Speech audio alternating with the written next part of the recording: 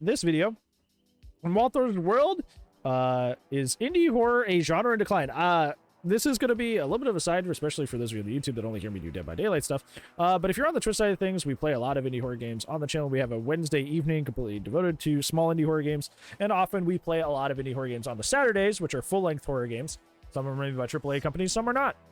So it's something that if you're on the Twitch side of things, it's something that we are very passionate about. Very, very passionate about. So this video is going to be talking about a recent controversy that has been kind of being thrown about on multiple social medias, talking about how indie horror is apparently in a decline.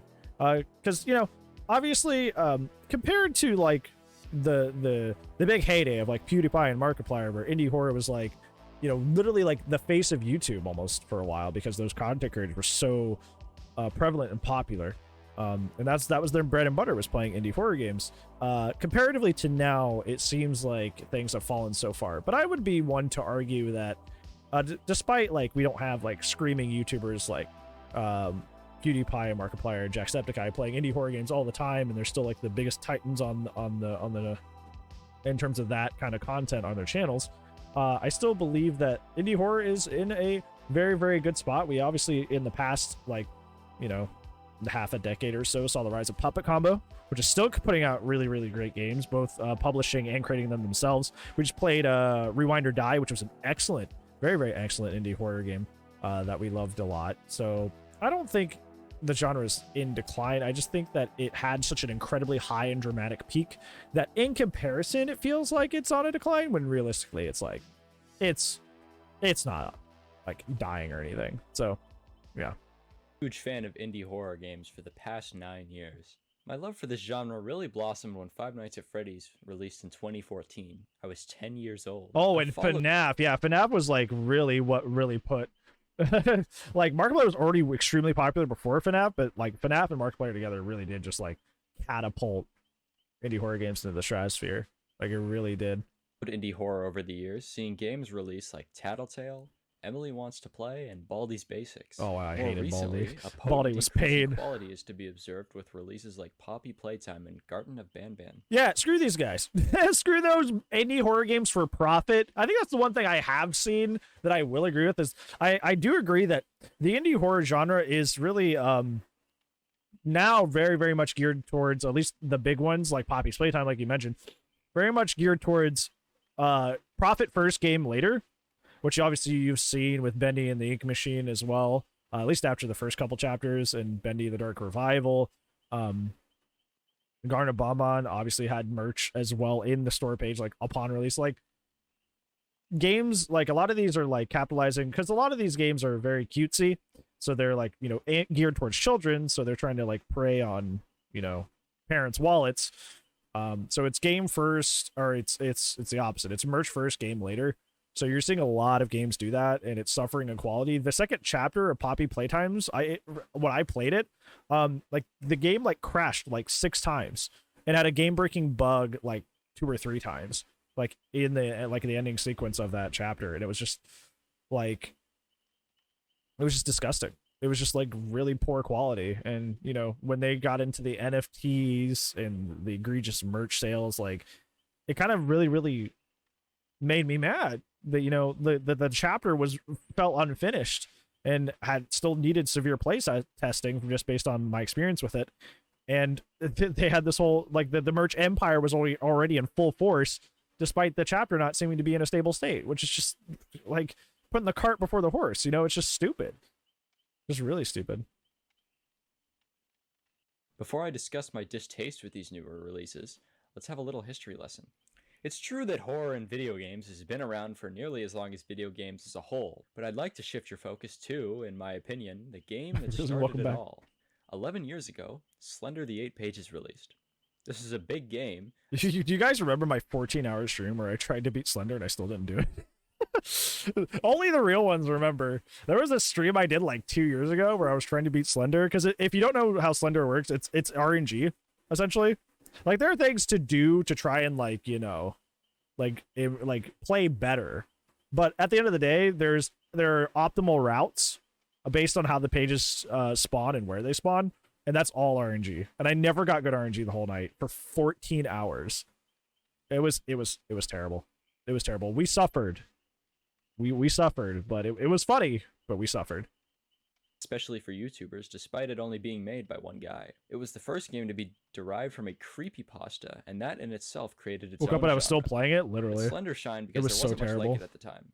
The gameplay was actually pretty simple. Walk around the map, pick up 8 pages, avoid Slenderman. It is, as they say, that the devil is in the details. After picking up just 1 page, an ominous rhythm begins. As you progress, the rhythm shifts from the sound of a slowly beating drum to a constant roar. But Slender Dark Arrival was legitimately an amazing game. It's sad that it ends prematurely, because it really was a really fun and amazing time. Slenderman, as much of a glance at him would be enough to kill you. We'll buy YouTube quality. Or Twitch quality, too. Quality's gonna go. Goodbye. That in itself provoked the inherently human fear of the unknown. This game was, at the time, a masterclass in suspense through atmosphere, and oh boy, did this game lay the groundwork for the decade to come. The gameplay concept of Slenderman, that being an unfightable entity that roams around the map in search for the player, was used time and time again. It will continue to be used for at least another decade. Yeah, it really is. A game about a children's toy that gains sentience. I never played this one or watched this. You this. must complete tasks around the map while avoiding the all-powerful Mama Tattletale. Baldi's Basics more closely resembles Slender. Baldi's Basics? I have never molded so much playing one of these indie horror games on one of those indie horror nights. Or no, it was a request, but still. Like like an indie title, I've never molded more at any game than Baldi's Basics. Like, Baldi's Basics really made me want to rip my hair out. And I guess that's kind of the point, because it was another game that was made, despite being really funny, like fun and funny, like made to make YouTubers mad with how intense it was. And like troll a YouTuber, like it worked. I got trolled very heavily, and I wanted to bash my head through some drywall. Just clunk, just... I hated this game. I hated this game. The charm of Baldi and the jump rope and all that stuff wore off so quickly when I realized I'm like, I literally have to like perfectly route this game or I'm not going to win. I literally have to perfectly route this game or I'm not going to win. And I have to get the perfect RNG of where people are and what's going on, the perfect usage of my items. I felt like I was playing a Dark Souls game. I felt like I was playing a Souls game with how intensely I had to like master my strategy to beat Baldi's Basics. Hated that shit. So stressful. The memes are iconic though. The memes are complete. Jessica's. Being to gather 7 notebooks. Emily Wants to Play combines the concept of evading entities with the character roster of another very influential game. Can you guess which one? Five Nights at Freddy's brought a horrific context to children's mascots. It is essentially... And I will say this over and over until I'm blue in the face, till like this ever stops being a conversation. Five Nights at Freddy's, especially 1 through 3, are great and good games. And I love them. I think that it's unfortunate, you know, that the community acts the way they do, and that Scott Cawthon is the person that he is. But the games are good. Games are solid. Very strong learning curve. Still scary, moody, very atmospheric. Like, the lore is neat and mysterious. Like, they're fantastic games. There's a reason they're so popular. But in terms of, it's just a shame. It's just a shame what happened on the other end of things. Your thoughts on Security Breach? It was a broken mess. It was a broken mess. I never played it myself. I watched people play it, watch it run into so many game-breaking bugs that literally halted their progress and just generally frustrated them. That was sad to watch. Chuck E. Cheese horror game. FNAF's gameplay is so unique that FNAF fan games became a genre in and of itself. Yep. FNAF was pivotal in the indie horror genre in its recontextualization of otherwise child-friendly characters. This game undoubtedly inspired Tattletale to apply the horror genre to Furbies. Yep. But there's another game that Five Nights at Freddy's inspired. A game that I believe to be profit-driven over anything else. A game that makes me fear for the future of indie horror gaming as a whole. Poppy Playtime. Yep. This game takes the now very popular FNAF concept of making kids' content scary and combines it with a horrible means of drip-feeding content. And there were people in our chat while we were playing both Poppy Playtimes chapters. They were like, but Kissy Wissy is iconic, and Kissy Wissy's on the screen for like 2 seconds. She's a merch line. She's a walking merch line. Huggy Wuggy, walking merch line. That's all they are. Like, they're literally just characters designed to sell plushies, to sell t-shirts, to sell hoodies, to sell backpacks for kindergarten. Like, that's all it is. But I'll never forget the Kissy Wissy is iconic line from somebody while I was streaming, because she's on screen for like a total of like maybe 15 seconds total. And she just like lowers a thing and then leaves. I'm like, what's iconic about that? What did she do? And it's just like, it's like, it's sold to children. And like, you know, if you're a child and you're easily wowed, yeah, somebody appearing on the screen for 15 seconds is like, whoa, cool. This one's pink instead of blue. But like for everybody else, this is just not content. It's not how that works. What about Bendy and the Ink Machine? Bendy and the Ink Machine was the same way. But at least Bendy and the Ink Machine was more like FNAF, where it started off like the first couple chapters were really cool. And then they started, once they realized it was pipe, they started pushing the merch over anything else. That was actually the first react we ever did on the channel. If you go back all the way down, the Bran reacts all the way down, which started this. It's why we do the reacts on the channel now. It's because we got into a rabbit hole over, you know, how, you know, the practice of, you know, merch first, content later as a practice in the horror genre became, because we just beat Benny and the Ink Machine. And so we went on like a 2-hour like deep dive on like how stupid it is, you know? And that's what started all this, which is very cool. Yeah, the aesthetic of Bendy is really cool, but like after chapter 1 or 2, they just immediately dive into like pushing the merch, and the content suffers as a result. It really does. Chapter-based storytelling. The first time I can remember this being used was for Bendy and the Ink Machine. Yep. It was done poorly then, and it's done poorly now. Poppy Playtime also made the incredibly tasteful decision to release exclusive NFTs for their game. Yep. And everyone loves NFTs. There's also accusations that the Poppy story was plagiarized from the Steam game Venge. Now, I don't know for sure I've heard if of that's that. true, but the I haven't looked into it, but I've heard of that. Games are great enough to determine that Poppy Playtime Well, is, that's been good. Thank you at for the asking very that. least, uninspired as far as writing goes. An even worse game that at first glance looks like a carbon copy of Poppy is Garten of Banban. Yep. I'm not going to sugarcoat it. This game is horrible. The mechanics and characters are lazy, and it's obvious that this game is a desperate cash grab. It is also releasing in chapters like Poppy. What this game accomplishes is It's funny, you know what's funny? I was watching this, like, the thing about, like, one of the makers of Garden of Bonbon talking about, like, the AI of the pink bird, the pink ostrich that chases you down, which is the only conflict in chapter 1. The only conflict that happens, the only scary thing that happens is the pink little ostrich chasing you down. And he's talking about like the AI, how it's like, it's actually like a real predator, hunts you down. When you actually go play that section, it just walks at you. And that's it. It just walks at you. And I'm just like, what do you mean?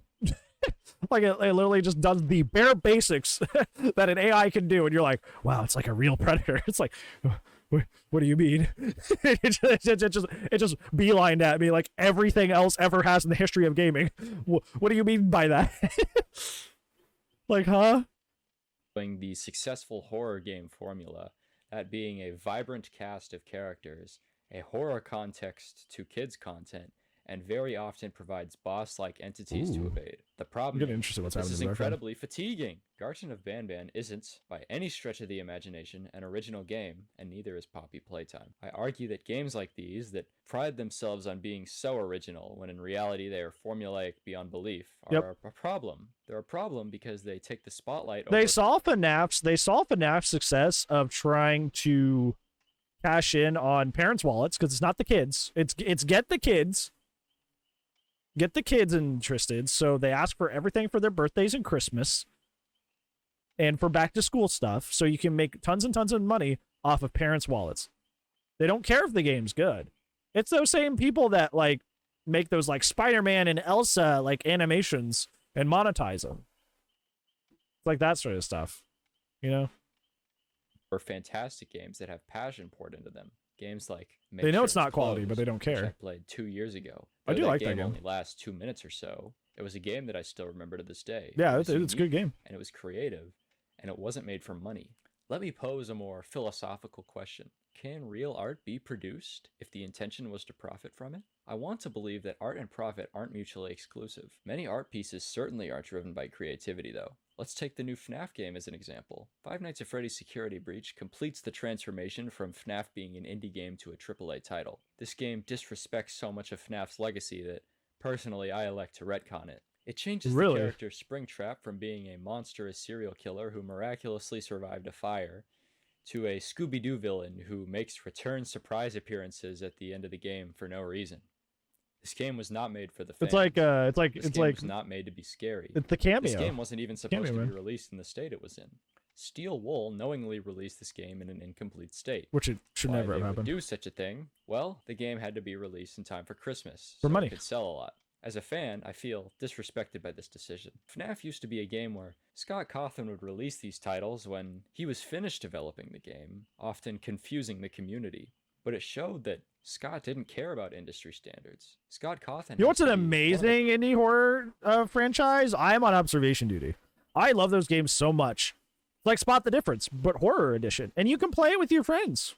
I love playing those games on stream with you guys. Super fun. And they haven't made one in a bit. And I'm like, you know, that's kind of sad. And I definitely miss playing those with you guys. But I wouldn't like want to like have them rush one out and then be disappointed with what they made. I'd be like, okay, this is boring, this is trash, and like hurt the brand. I'm still just as excited, like as I was like 2 months ago and 3 months ago, for them to like check Steam and be like, oh, here's the next one. You know, I'm still very excited and have very high praise for them because they're not releasing broken games. They're releasing the games when they're ready, which is why I look upon that series so highly. You know? So it's just like, it speaks to their quality. The kindest game developers of all time. He's raised hundreds of thousands of dollars for charity.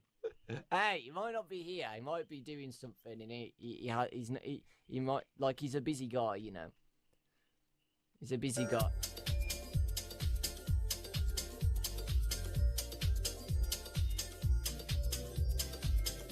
And he's always kept it real with his fans. When the reception for FNAF World was mixed, Scott decided to make the game free because he wanted transparency with his community. Seeing Scott Cawthon do these great things over the years makes me exceptionally frustrated when deranged Twitter leftists want him canceled for his political affiliation. Okay, I was with this whole video till that. It's a little bit more deep than that. It's a little more deep than that. You should do your own research with that, because it's definitely more deep than just a political left thing. There's definitely a lot more to that. Yeah, that was an awful take. That was a terrible take. I was following you this whole time, and then you just randomly threw something very weird in there. Yeah, take a look into that. It's a little bit more than just, oh, lefty right things. It is, yeah, that was terrible take. I mean, obviously you could tell from the beginning that, you know, the beginning he started talking about Scott Cawthon brought, you know, he was Noah's Ark and he brought all the animals and saved the earth from the flood. he very clearly he's drinking the tea. I think he's a little misinformed though. I think he's drinking the tea. I think he's a little misinformed. I think he should either he's willingly ignoring what has happened with Scott, or he's just, you know, actually just doesn't know. But yeah, you should look into that if you don't know. You might find some stuff that's a little bit yikes. So yeah. FNAF, while Scott ran the franchise, is a great example of art not driven by monetary gain. Scott had a family to feed, but he didn't overcharge for any of his games. He kept them all under $10. And of course, he ended up donating thousands of those sales.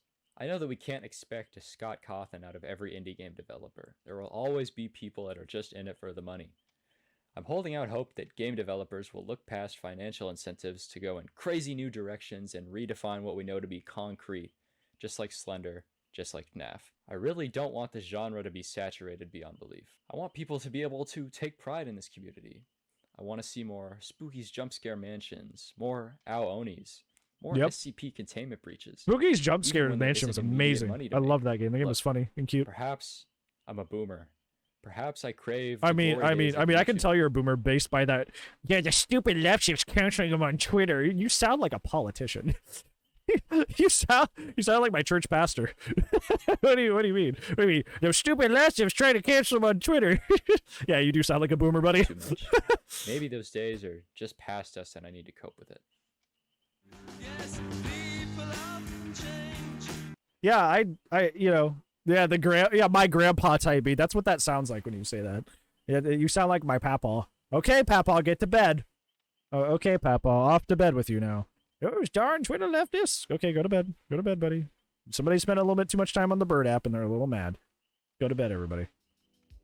But yeah, I kind of like, I think that was like I said before the video, the stuff like that he talked about with like Garnet Bonbon and Poppy's Playtime. There's definitely people that are trying to to prey upon children, essentially, is what it boils down to. There's no nicer way to put it. Prey upon children to make as much money as possible, which is kind of like, it's a little icky. But like I said, there's also stuff like Puppet Combo still putting out bangers all the time. Like in the past 5 years, like Murder House, stuff like that. Stay Out of the House, even though that wasn't my own personal favorite. Rewind or Die just came out, and that was fantastic. A lot of great stuff. Like I said, I'm on Observation Duty, been doing really fantastic. Love those games. Like, there's a lot of cool and creative stuff that is still coming out of the genre. Yeah, there's a lot of them, like the Bendy franchise and Poppy franchise, that are all focused about profit over quality, and that's always really sad to see. But in general, I feel like both are happening at the same time. It's not a black and white thing where like the genre is amazing or the genre is now bad. I feel like there are aspects of the genre that now suck, like the content first, the merch first, content later games. But there's also a lot of really cool and unique new ideas also coming out, that are also really cool and innovative and great. I think, like I said at the beginning of this, I did not change my opinion on that based on seeing the video. Phasmo games, that's another great example. Ghost hunting Phasmo games. That's a very great example, Nova. That's really perfect, actually. Yeah, like ghost hunting games, even though those are more like friend party games, those are still like indie horror. They're scary games. So that's a whole new fad, and that took over. Like, people love those games. Demonologist is selling like hotcakes, and it's just a slightly different Phasmo, you know? People love those games. Yeah, so like, I don't think the franchise is in decline. I think, like I said at the beginning of this video, I feel like we just watched the indie horror genre hit its peak, and we grew up in a time where we grew up in a time that, you know, it was in its peak with guys like Markiplier, Jacksepticeye, and we're just like, wow, we've seen the mountaintop. And now we've hit a baseline. We've hit something that's a little bit more natural. But for people who aren't, you know, keeping that long-term awareness, it may seem like the genre is in decline, when realistically this is kind of more of a baseline for genres in general, whereas we were kind of at the mountaintop. We were at the peak. Yeah, the golden age is over, but it's like more sustainable. That's a good way to put it. What we found is a more sustainable baseline that is more normal than the peak that we saw. Also, thank you, Creeps. I appreciate that. Thank you for the birthday wish. Hopefully you're well tonight. I think we're at a normal baseline now. And I don't think there's a reason to panic. I don't think there's necessarily a reason to panic. We should definitely still keep on people. Still try to be like, hey, stop making merch first, content later games, because those are trash. And keep on people to stop them from doing that.